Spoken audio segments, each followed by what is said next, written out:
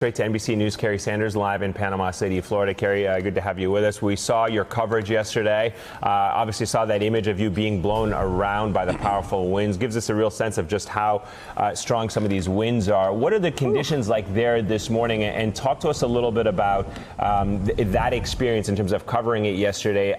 We talked about and we made the point about how quickly this storm grew and how quickly it moved.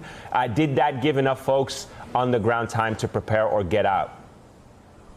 Well, preparation really was flat-footed. People thought that a Category 2 was coming, and they didn't do what they normally would do if a Category 4 or 5. I think perhaps when you want to talk about the power of the wind, beyond me getting blown around, this really tells the story here. We're at a marina here. This is called Legendary Marina, and you can see the damage that was created by the storm. Now, right now, yeah, I know Alex, it's amazing. And what you realize is when you look at the rotation of the hurricane winds, this is actually coming off of the intercoastal waterway as opposed to coming in from shore.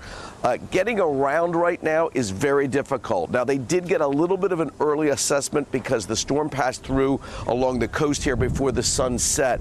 But since then, in the darkness, it's been very hard to really get a handle on what this community has really been hit with.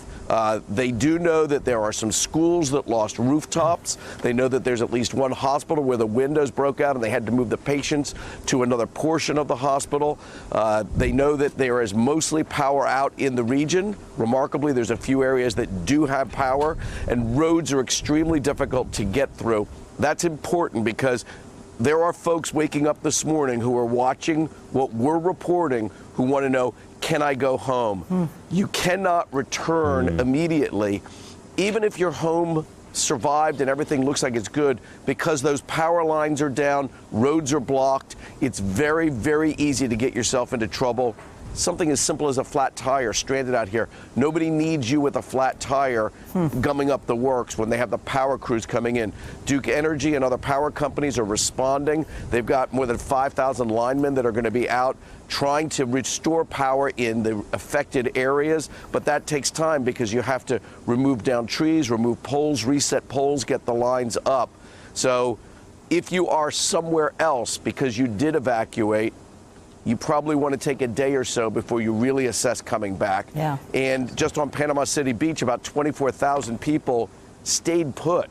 And so they're waking up without power. There are no reports from the fire department here that there were any serious injuries during the storm, but they did say that their phones were ringing off the hook, people calling, asking for help. The fire department says, I'm sorry, we asked you to evacuate. We gave you a mandatory evacuation. You can't call us in the middle of the storm and say help.